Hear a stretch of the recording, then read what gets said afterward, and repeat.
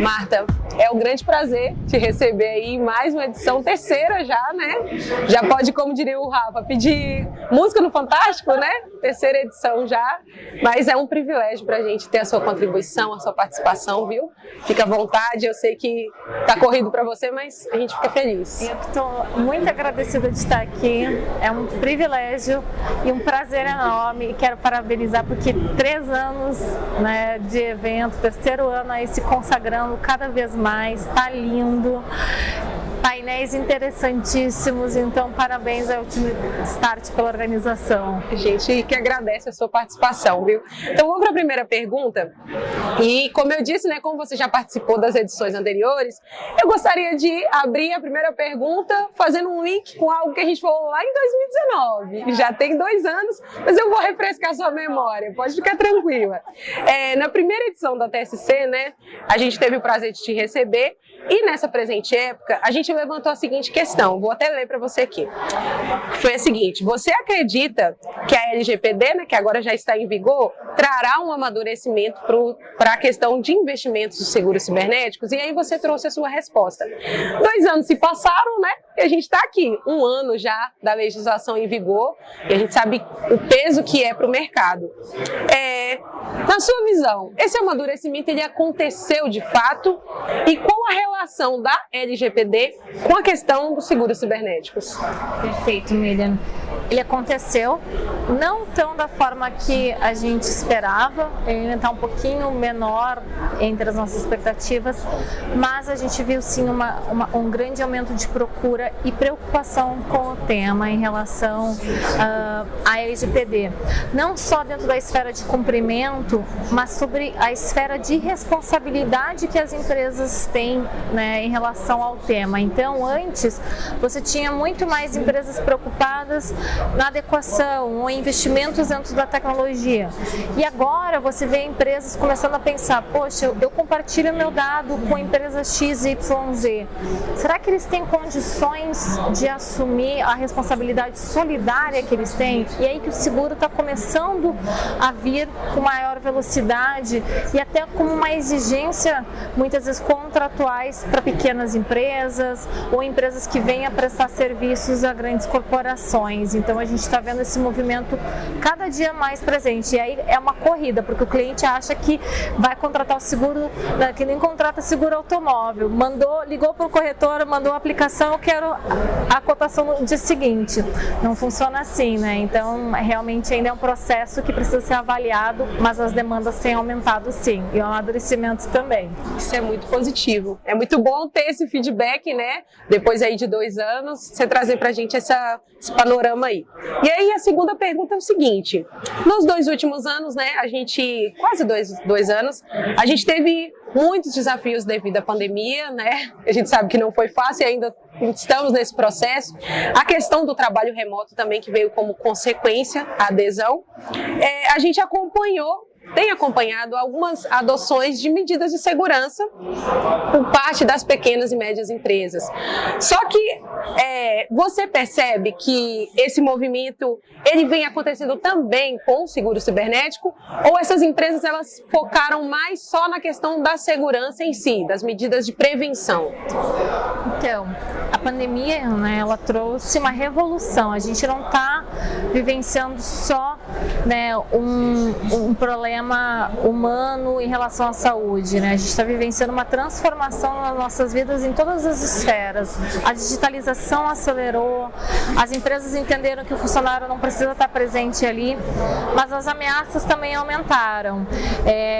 Eu não me lembro quem foi a pessoa que mencionou isso, mas mencionou que a gente está vivenciando uma pandemia digital também.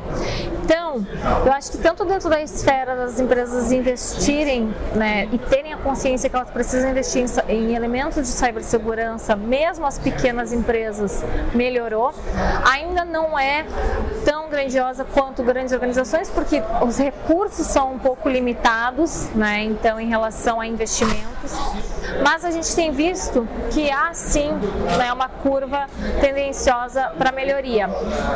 Em relação ao seguro, acho que até mencionei anteriormente na minha fala, que a gente tem visto uma demanda maior em decorrência dos contratos. Então, a responsabilidade solidária se tornou uma preocupação, né, de empresas que contratam serviços de PMS. E a gente sabe que nesse elemento de startup, de inovação, tem muitas empresas com coisas inovadoras e que são excelentes para o dia a dia de grandes organizações, mas que às vezes elas se sentem inseguras em contratar por justamente a empresa pequena não ter um balanço financeiro que consiga honrar na eventualidade de acontecer algum tipo de erro, de acontecer alguma falha ou até uma invasão cibernética. E aí sim, elas entram com o elemento de buscar uma pólice de seguro para que traga essa proteção financeira e permita que elas então executem um contrato, né, com uma organização muito maior. Então acho que isso é um importante elemento que tem sido visto por diversas empresas de pequeno porte, né, em relação à necessidade do seguro. Muito bom.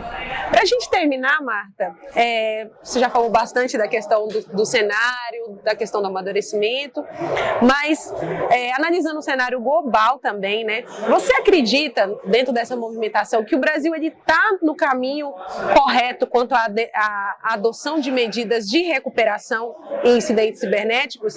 Você acha que nos próximos anos, né? A gente está em 2022, quase já em 2022, chegando já, e com a questão da lei geral também, você acha que essa balança ela vai equilibrar? Porque assim, como uma coisa que eu não pontuei na segunda pergunta, mas é interessante, a gente vê as medidas sim de prevenção, né? Eu falo pelo mercado, você percebe que as empresas estão tendo essa movimentação, mas às vezes a percepção que a gente tem é que nas medidas de recuperação ainda há uma baixa. Você acha que nos próximos anos a tendência é que a balança dê uma ajustada? Como você enxerga isso para o Brasil? A gente ainda está bem atrás de países mais desenvolvidos em relação às duas esferas, prevenção e recuperação. Recuperação por quê? Eu falei na minha palestra, né, que as empresas fazem o compliance de papel. O que é isso? Elas estipulam normas, né?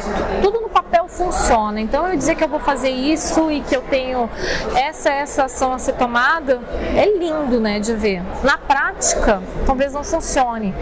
E por que não funciona? Porque a empresa nunca colocou em teste isso.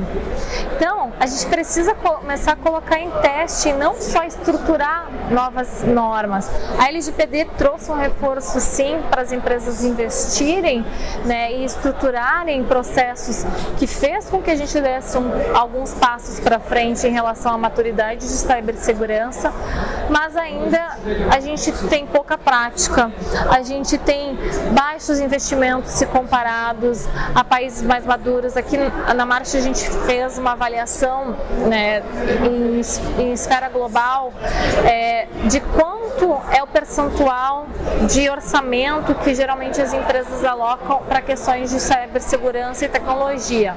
Aqui no Brasil as empresas alocam em torno de 3 a 5% do seu faturamento total.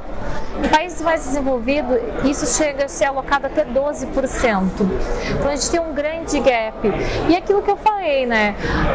Por mais que a gente invista hoje em elementos de melhoria, o criminoso ele está sempre elaborando novas maneiras de atacar a empresa, de causar algum tipo de dano. Então a gente precisa fazer um investimento contínuo, não é algo para um ano e aí que nem a gente faz para alguns elementos de riscos, que você investiu num sistema de alarme no prédio.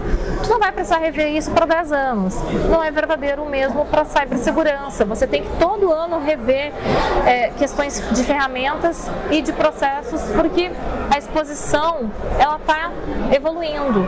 Então, por isso que a gente está sempre um pouquinho atrás. Eu espero que esse gap diminua ainda mais. A pandemia foi importante, a LGPD foi importante. Agora a gente precisa conscientização do nível de gerenciamento para que investimentos sejam viabilizados para a área de segurança e tecnologia e eles poderem implementar essas melhorias.